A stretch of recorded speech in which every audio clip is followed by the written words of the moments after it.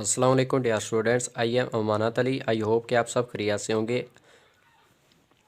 आज का जो हमारा लेक्चर है स्टूडेंट्स वो है सेकेंड ईयर मैथमेटिक्स, यानी कि 12वीं क्लास की जो मैथमेटिक्स है वो हम उसका आगाज़ करने जा रहे हैं। उसका चैप्टर नंबर 1 है हमारे पास, फंक्शंस एंड इट्स लिमिट्स, यानी कि function and its domain and range. इसमें जो इम्पोर्टेंट टूल है फंक्शन की वो है उसकी डोमेन और रेंज। तो एक्चुअली हम सब जानते हैं कि बाज़ स्टूडेंट्स का ये मसला होता है कि वो उनको डोमेन और रेंज फाइंड करने में काफ़ी मुश्किल पेश आती है, कि आइडिया उनको काफ़ी कम होता है कि हमारे पास डोमेन क्या होती है और उसकी रेंज, और वो हमेशा उसको तर्क कर देते हैं। तो आई होप कि मेरा ये लेक्चर रिकॉर्ड करने के बाद आप इस सोच को तर्क कर दें कि फंक्शन और उसकी डोमेन और रेंज भी जो है वो मुश्किल होती है। तो चलिए इसको स्टार्ट करते हैं। तो स्टूडेंट, फंक्शन जो हमारे पास होता है उसको हम जानते हैं कि फ़ंक्शन क्या है और उसको किस मैथमेटिशियन ने इंट्रोड्यूस करवाया, और डोमेन क्या है और उसकी रेंज क्या है। तो फंक्शन हमारे पास दो चीज़ों का या दो वेरिएबल का जो है वो हमारे पास दो रिलेशन है, यानी कि दो चीज़ों या दो वेरिएबल के दरमियान रिलेशन को हम क्या कहते हैं?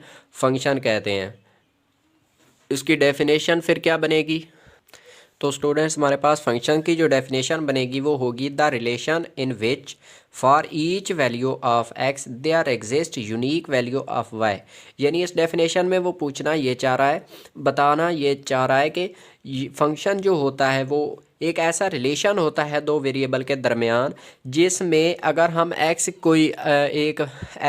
जो हमारे पास फंक्शन है उसमें अगर हम एक्स की एक वैल्यू लेते हैं तो वाई जो हमारे पास होगा, यानी कि एक डिपेंडेंट वेरिएबल जो होगा उसकी भी एक ही वाली वैल्यू आएगी। उसका आंसर वाई का जो है वो भी एक ही आएगा। यानी कि अगर हम एक्स की एक वैल्यू लेते हैं तो आंसर जो है हमारा वाई में वो भी एक ही आएगा। अब हम इसको समझते हैं कि क्या है यूनिक वैल्यू का। तो हम यूनिक वैल्यू को समझने के लिए यहाँ पर एक लेट्स से दैट मैं एक एग्जांपल ले लेता हूँ, y is equal to x square plus 1। तो अगर हम शुरू से x की वैल्यू जो है वो एक ज़ीरो पुट कर लेते हैं, तो मैं यहाँ पर एक x की जो है वो एक वैल्यू ले रहा हूँ। अब इसको इसमें पुट करके देखते हैं कि y के कितने आंसर आते हैं। y is equal to x की जगह पर 0 प्लस 1, तो y का एक आंसर आ गया। तो हमने देखा कि डेफिनेशन में भी वो यही हमको बता रहा है कि the relation in which for each value of x, यानी कि एक्स की हर वैल्यू के लिए there exist unique value of y, यानी कि वाई की सिर्फ और सिर्फ एक वैल्यू एग्जिस्ट करनी चाहिए, वाई का सिर्फ और सिर्फ एक आंसर आना चाहिए। तो इस एग्जांपल में भी यही हमने देखा कि वाई की हमने अगर एक्स की वैल्यू एक पुट की तो वाई का आंसर भी एक आ गया। एक और एग्जांपल लेते हैं हम। अगर यहाँ पर हम y square is equal to let's say that मैं 8x ले देता हूँ, तो यहाँ पर x की हम अगर कोई एक वैल्यू लेते हैं, यानी कि मैं अगर 2 लूँ तो वो बनेगा y square is equal to 8 into 2 और y square is equal to 16। तो y को हल करने से ये बनेगा हमारे पास प्लस माइनस 4। तो अगर आप यहाँ पर देखें तो डेफिनेशन के अगेंस्ट चले गए हम, यानी कि डेफिनेशन में वो बता रहा है कि x की एक वैल्यू के लिए y का भी एक ही आंसर आएगा। तो हम यहाँ पर हमारे पास y के दो आंसर आ गए, तो इसलिए हम डेफिनेशन के अगेंस्ट आ गए। तो इसी तरह अगर हम y की पावर लेट्स से दैट कोई क्यूब ले लेते हैं या कोई और ले लेते हैं, तो यहाँ पर हमारे पास अगर आपने नोट किया होगा तो यहाँ पर हमारा एक रिज़ल्ट बन रहा है कि जितनी हम डिपेंडेंट वेरिएबल की पावर लेंगे उतना ही y का आंसर आएगा, कि हमारे पास जितनी ही डिपेंडेंट वेरिएबल की पावर होगी उतने ही y के आंसर आएंगे। अगर हम देखना चाहते हैं कि कोई फंक्शन जो है हमारे पास वो एक लीनियर फंक्शन है या नहीं, तो हमारे पास फिर यही बनेगा कि हम उसकी डिपेंडेंट वेरिएबल की वैल्यू मैक्सिमम वैल्यू जो है वो देखेंगे। अगर तो वो मैक्सिमम वैल्यू जो हमारे पास डिपेंडेंट वेरिएबल की होगी वो एक होगी, लीनियर होगी, तो वो फंक्शन भी हमारे पास क्या होगा? एक लीनियर फंक्शन होगा। तो स्टूडेंट्स यहाँ पर जो है हमारा एक मसला होता है कि फ़ंक्शन को समझने के लिए हमारे पास जो है वो कम, यानी कि फ़ंक्शन जो है अक्सर बच्चों को समझ नहीं आता। तो जो जॉब्स वगैरह के लिए अक्सर जाते हैं तलबा, तो यानी आर्मी के लिए, एयरफोर्स वगैरह के लिए, तो वहाँ पर प्रॉब्लम बनती है कि जहाँ पर अक्सर जो है वो फ़ंक्शन और उसकी डोमेन और इनके बारे में अक्सर कुछ ना कुछ सवाल पूछे जा सकते हैं।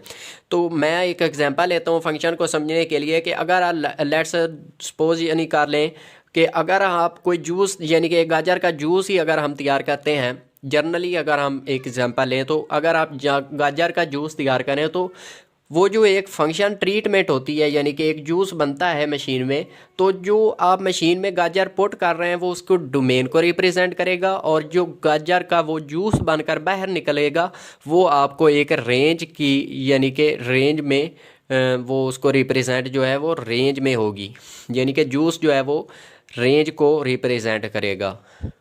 कैसे कि अगर आप यहाँ पर एक कोई फंक्शन यानी कि आप रख ले हैं, तो यहाँ पर एक कोई फंक्शन है, अगर आप यहाँ पर डोमेन पुट करते हैं तो यहाँ से हमारे पास रेंज में आंसर आएगा। अब हम समझते हैं कि हमारे पास डोमेन क्या होती है और रेंज क्या होती है। तो सबसे पहले हम डोमेन को समझते हैं। डोमेन को समझने के लिए हमारे पास पता तो होना चाहिए, मालूम होना चाहिए कि डोमेन क्या है, डोमेन की डेफिनेशन क्या है। तो स्टूडेंट्स हमारे पास जो डोमेन की डेफिनेशन है वो कुछ इस तरह से है कि the value of independent variable, चूँकि डोमेन जो है वो इंडिपेंडेंट वेरिएबल की वैल्यू को रिप्रेजेंट करती है, तो इसकी डेफिनेशन भी यही होगी कि the value of independent variable in which, जिसमें F of X is defined. अब हम देखते हैं कि कोई भी डोमेन जो है उसको रिप्रेजेंट के लिए डेफिनेट, उसके फंक्शन का डेफिनेट के होने से क्या मुराद है, उसका क्या मकसद है कि वो डिफाइंड रहे, डेफिनेट रहे। तो हम एक एग्जांपल लेते हैं कि F of x, let's say that कोई एक फंक्शन है, तो वो है हमारे पास 1/x। तो यहाँ पर अगर मैं लेट्स से दैट कोई x is equal to 0 put कर लेता हूँ, तो ये फंक्शन होगा f of 0 is equal to 1/0। तो ये देखें कि सम ओवर कोई भी, यानी कि सम ओवर कोई भी ज़ीरो आ जाए, कोई भी ऐसा आ जाए कि समथिंग ओवर ज़ीरो आए, तो वो हमारे पास जो आंसर होता है वो डेफिनेट नहीं होता, बल्कि इनडिफाइंड हो जाता है, अनडिफाइंड हो जाता है, इनडेफिनेट होता है। यानी कि हमारे पास क्या आ गया, अनडिफाइंड। तो अब इसकी जो डोमेन बनेगी वो हमारे पास बनेगी domain all real number minus 0। अब स्टूडेंट यहाँ पर एक बात समझने वाली है कि अक्सर स्टूडेंट्स क्या करते हैं कि एक ये आर में से 0 को निकाल दिया, ये डोमेन। नहीं स्टूडेंट्स, ये गलत है, बल्कि इसको इस तरह से लिखा जाता है क्योंकि कभी भी आप अगर हम करना चाहते हैं तो किसी सेट में से हम एक नंबर मैनेज नहीं कर सकते, बल्कि सेट में से सेट ही मैनेज किया जा सकता है, सेट में से सेट ही निकाल सकते हैं आप, एक नंबर मैनेज नहीं कर सकते। तो इसके लिए हम एक और एग्जांपल ले लेते हैं। लेट्स से दैट मैं एक example f of x is equal to ले लेता हूँ जी 1/x।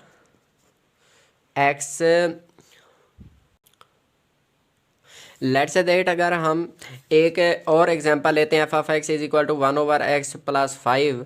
तो स्टूडेंट्स आपने देखा कि इसमें अगर आप x is equal to manage put करें तो ये हमारे पास अनडिफाइंड हो जाता है, यानी कि अनडिफाइंड आंसर देगा। एफ ऑफ -5 जो बनेगा वो होगा -5 + 5, और ये होगा हमारे पास 1/0, यानी कि अनडिफाइंड हो जाएगा।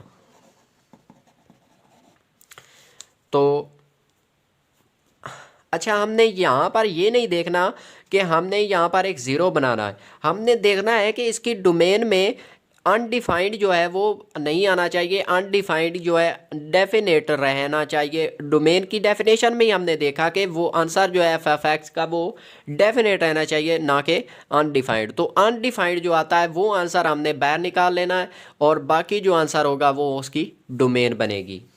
तो इसमें भी हमारे पास डोमेन क्या होगी, ऑल रियल नंबर होंगे अदर देन -0 के।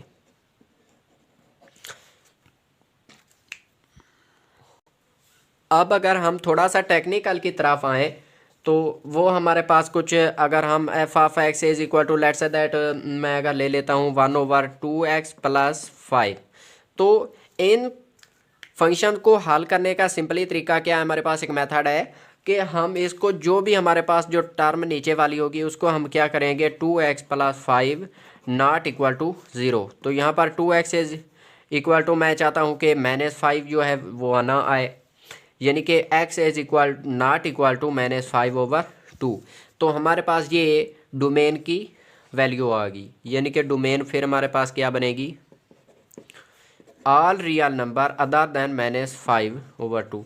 ये मेथड स्टूडेंट इसलिए है कि बजाय कि अगर हम सॉरी ये कुछ इस तरह से है, मैं क्या बता रहा था कि ये स्टूडेंट्स कुछ इस तरह से है कि बजाय कि आप वो नंबर ढूंढते फिरें जिसके लिए ये डेफिनेट नहीं आता है, बल्कि इसको हल करने के लिए हम सिंपली क्या करते हैं कि इसको नॉट इक्वल टू 0 रख लेते हैं और उसमें से आंसर कंक्लूड हो जाता है, हमारे पास निकल आता है।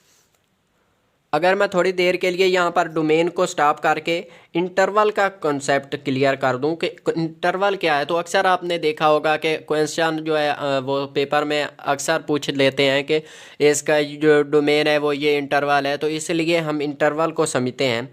तो यहाँ पर सबसे पहले मैं ओपन इंटरवल को डील करता हूँ। ओपन इंटरवल, ओपन इंटरवल क्या होते हैं हमारे पास कि कोई मैं 2 पॉइंट ले लेता हूँ -2 2। ये स्टूडेंट हमारे पास जो ब्रैकेट होती है ये ओपन इंटरवल को डील करती है। ओपन इंटरवल को रिप्रेजेंट इससे किया जाता है। इसको एक और भी तरीका लिखने का ये है कि ये 2 और मैं इसको इस तरह से भी लिखा जा सकता है, और इसको ये भी लिखने का तरीका है कि ये। अब इसके बाद हमारे पास जो होगा वो होगा दूसरा interval closed interval. Student close interval को लिखने का तरीका ये है कि अगर यही मैं पॉइंट लूँ -2 2, तो एक तरफ से हमारे पास जो है ये इस तरह से ब्रैकेट बनेगी। ये क्लोज ब्रैकेट का लफ्ज़ जो है ये अक्सर इसके लिए ही यूज़ होता है स्टूडेंट्स कि हम इसको क्लोज इंटरवल कहते हैं। यानी कि ओपन इंटरवल का मतलब ये है कि -2 और 2 जो है ये इसमें जो तमाम इनफिनिट मैनी वैल्यूज़ हैं वो शामिल हैं, और -2 और 2 जो हैं इसमें शामिल नहीं है। और क्लोज इंटरवल का मतलब है कि इसमें -2 और 2 भी शामिल हैं, और -2 और 2 के दरमियान जो इनफिनिट मैनी वैल्यूज़ हैं वो भी शामिल हैं। इसको लिखने का एक और ये भी तरीका है कि -2 और 2। और हमारे पास तीसरा जो होगा इंटरवल वो होगा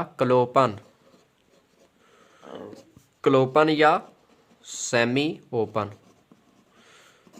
या सेमी क्लोज। अब इसकी नेम से ही हम देख सकते हैं कि ये जो है हमारे पास जो इंटरवल बनेगा ये हमारे पास सेमी ओपन यानी कि सेमी आधा खुला होगा और आधा क्लोज होगा। तो कैसे, ये हमारे पास इस तरह से होगा कि एक तरफ से अगर हम इसको क्लोज करते हैं तो दूसरी तरफ जो होगा हमारे पास ओपन होगा। इस तरह से भी लिखा जा सकता है कि इस तरफ से अगर हम इसको क्लोज करें तो दूसरी तरफ से हमें ओपन करना होगा। और इसको इस तरह से भी लिखा जा सकता है कि -2x और 2। ये था हमारा आज का लेक्चर जो कि काफ़ी लेंथी हो रहा है, तो स्टूडेंट्स इसलिए मैं यहाँ पर इसको स्टॉप करता हूँ। आगे हम नेक्स्ट लेक्चर में इंशाल्लाह डोमेन तो हो गया हमारे पास, अगले नेक्स्ट लेक्चर में हम इंशाल्लाह रेंज को फाइंड आउट करेंगे। ओके स्टूडेंट्स, अल्लाह हाफिज़।